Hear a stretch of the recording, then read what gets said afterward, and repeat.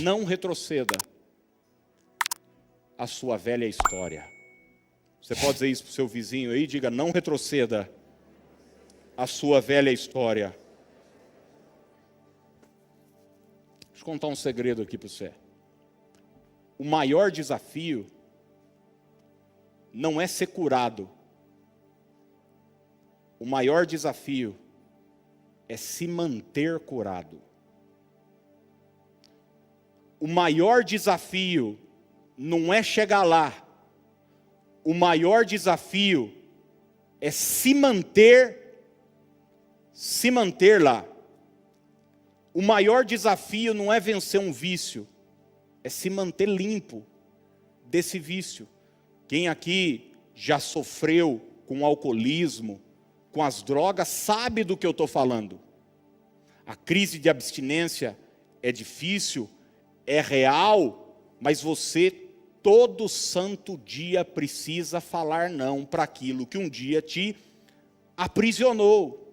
Então, entenda que existirá uma força maligna tentando com que eu e você retrocedamos, possamos voltar para aquele lugar de onde Jesus um dia nos arrancou, nos libertou. O diabo vai fazer de tudo para fazer com que você volte para aquela maca. Jesus diz para o cara, levanta, toma o teu leito e anda. Mas olha o que Jesus vai dizer para ele mais para frente. O texto vai desenrolar e no verso 14, Jesus vai se encontrar com o cara de novo. E eu acho maravilhoso isso. João capítulo 5, verso 14. Tenha sua atenção aqui agora, que é muito importante isso que eu vou dizer. Olha só.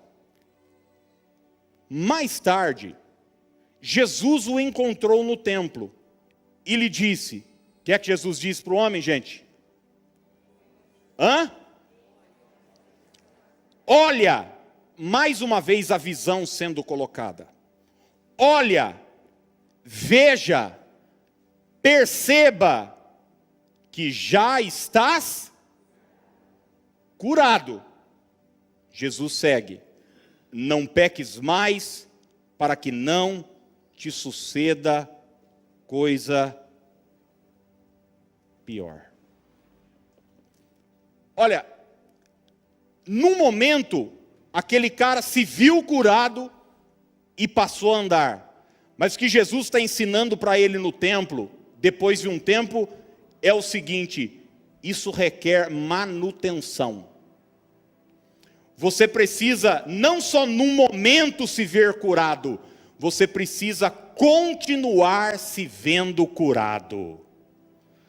Às vezes, muita gente que vai para um encontro de igreja, vai para um culto, às vezes vai para um retiro, acampamento, e daí ela recebe aquela injeção de ânimo, ela fica toda feliz, e ela passa a se enxergar de uma outra maneira, mas depois de 2 semanas o fogo baixou. O fogo baixou, sabe por quê?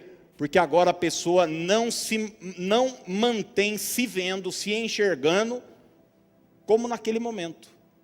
E esse é um trabalho, gente, que requer esforço contínuo, de nós não retrocedermos para aquela maca, para aquele lugar. É quase que é magnético a coisa, o pecado vai tentar te levar de volta para aquela vida. Deus te tirou da imoralidade sexual, Deus te libertou da bebida, Deus te libertou dos vícios, Deus te libertou da depressão, Deus te libertou da ansiedade, do medo, de tanta coisa ruim que você vivia. Mas agora você precisa se manter nessa posição, sem retroceder, sem olhar para trás. Olha o que Gênesis capítulo 19, verso 26 vai nos dizer, uma história que eu sou apaixonado e já preguei sobre ela aqui. E a mulher de Ló olhou para trás e converteu-se numa estátua de sal, porque o pecado, o passado, tem a capacidade de nos paralisar, de nos manter na maca, de atrofiar nossa vida.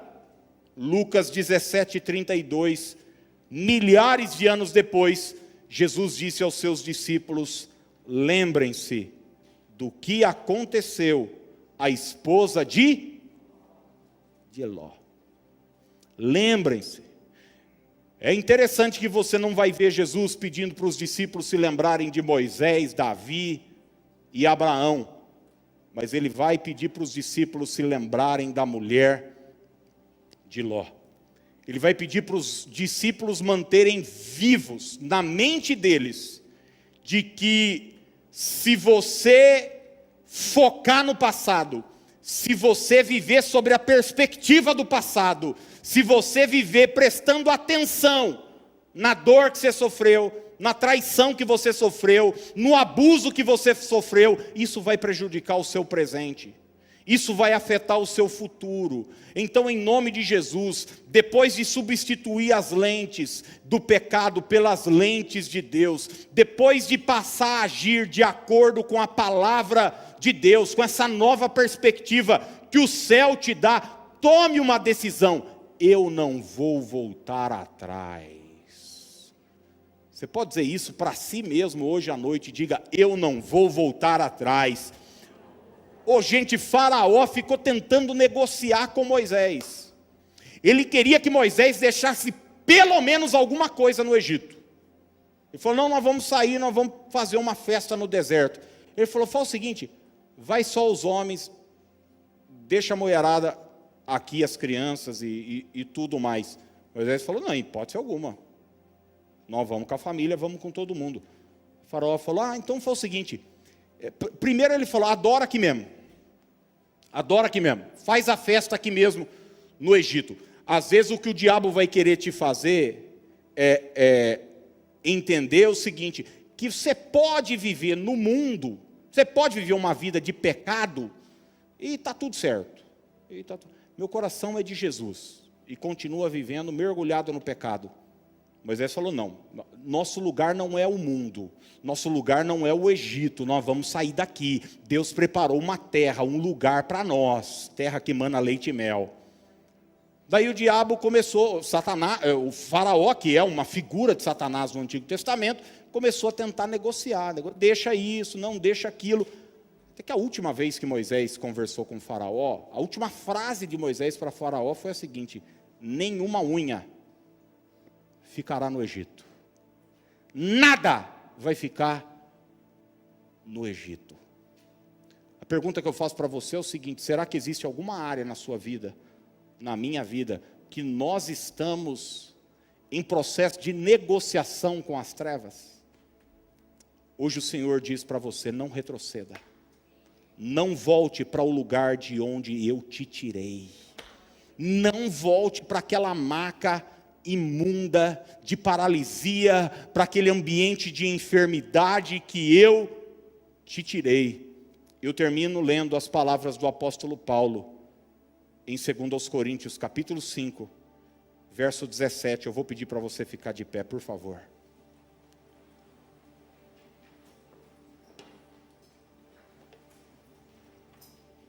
Segundo aos Coríntios, capítulo 5, verso 17. A NVT traz a seguinte tradução: logo, todo aquele que está em Cristo se tornou nova criação. A velha vida acabou e uma nova vida teve início. A velha vida acabou e uma nova vida teve início. Eu não sei você, mas eu tomei uma decisão. Eu não vou retroceder. Eu não vou voltar para o lugar de onde Deus me tirou. Eu não vou viver pelas óticas do diabo. Eu não sou quem o diabo diz que eu sou. O diabo tenta me confundir. Eu não sou quem os meus críticos dizem que eu sou. Eu não sou nem o que as minhas emoções dizem que eu sou. Eu não sou minhas experiências passadas. Eu sou o que a palavra de Deus me garante que eu sou. E a palavra de Deus me garante o seguinte: se você estiver em Cristo, você é uma nova criatura. Você vai viver um tempo novo. As coisas velhas já passaram, eis que tudo se fez novo.